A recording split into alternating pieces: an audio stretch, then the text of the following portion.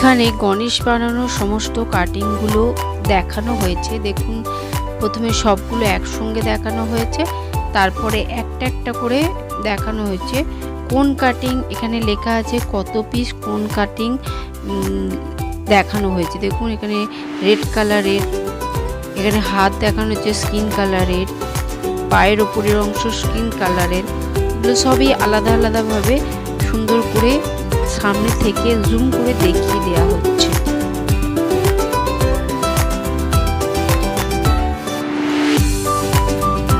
এখানে গণেশের তুলো ভরার আগের অবস্থায় একটা ভিডিও দিয়ে দিয়েছি, গণেশ কী রকম দেখতে হবে সেটার একটা পিকচার দিয়েছি। এখানে দেখুন ভিডিও বা পিকচার।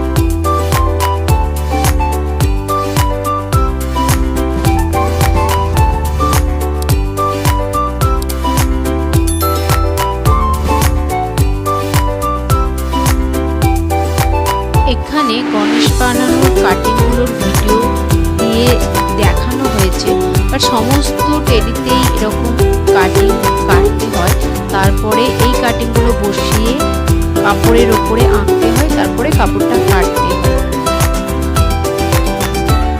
এখানে তুলো ভরার পরে গলা আর বডি একসঙ্গে যে সেলাই করে জুড়ে দেওয়ার একটা ছোট্ট ভিডিও দিয়ে দিয়েছি।